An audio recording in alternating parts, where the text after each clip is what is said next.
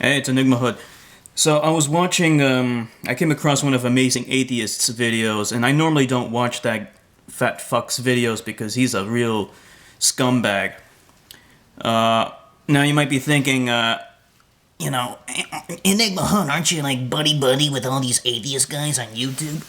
no, I don't really have too many atheist friends. I don't ally myself with atheists per se, just because they happen to share a disbelief with me. I really don't give a fuck about what you don't believe in. I care about what you do believe in.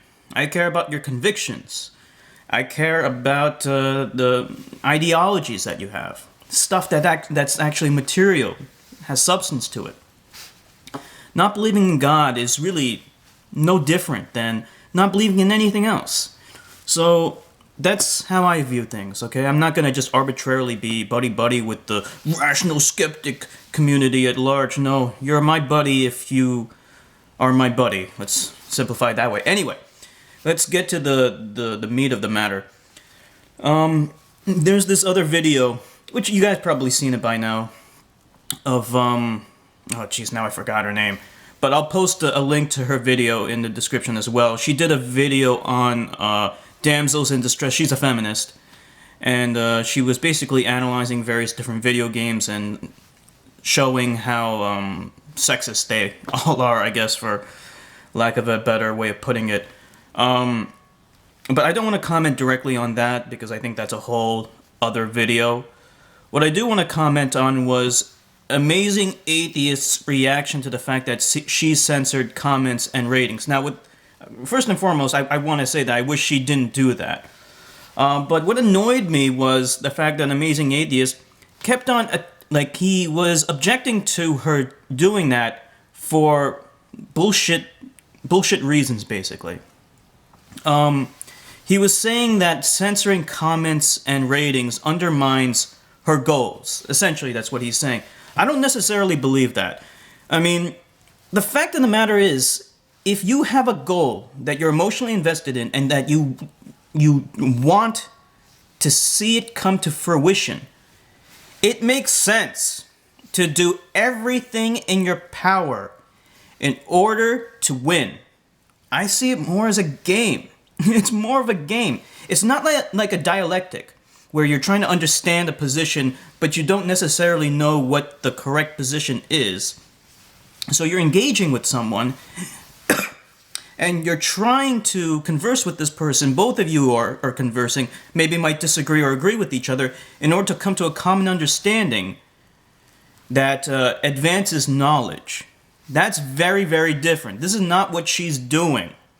She has an agenda, and I know that usually that word has negative connotations, but in this context, I don't imply any of those negative connotations. She does have an agenda. She has a goal that she wants to accomplish. So I liken it to a game. And I liken it to a serious game that you play competitively. When you're playing a serious competitive game, you do anything within the rules to win. And if you don't, then you could lose. So let's just say, just for the sake of argument, that allowing for dissent is counterproductive, undermines the goal of feminism. It undermines the goal of eliminating sexism. Why on earth would you then allow for dissent? What's the point of that? It undermines your objectives. He's trying to claim that censoring undermines your objectives because you can't, the idea can't stand up to scrutiny. Let me posit this. What if it can't? That's the other thing. What if it can't? Does that suddenly mean that you're going to abandon your objective? No, you're emotionally invested in the objective. So you want to win. That's the thing.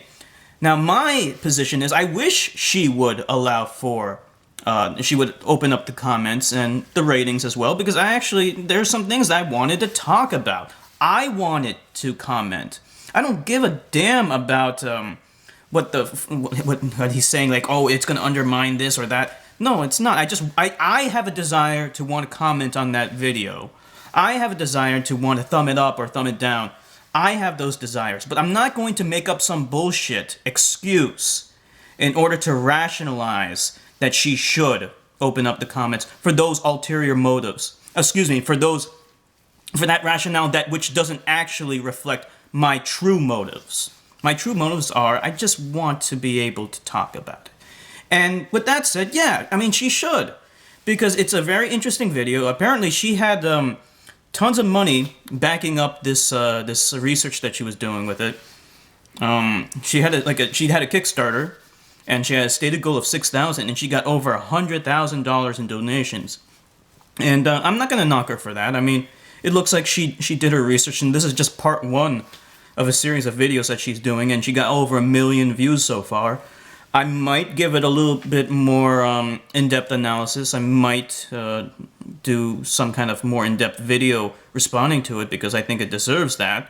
I mean, that's the other thing. I mean, she spent so much time and money making it. I mean, don't you want other people? Don't you want to hear what some people are saying, what your supporters are saying, and things like that? That does make sense to me. You know, like if I spent that much money, at least, okay, at least put the comments on approval basis. Then at least you can choose which ones that you want to respond to.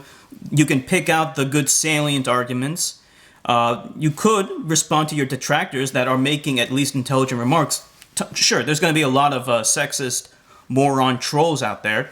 Just delete them. You know, just like, since they're not showing up, you can just go one by one and get rid of all that crap. You can cull through all the shit and just leave up some of the salient stuff. I mean, that's what I do with the Spain video that I made. You know, I said Spain is the worst country in the world.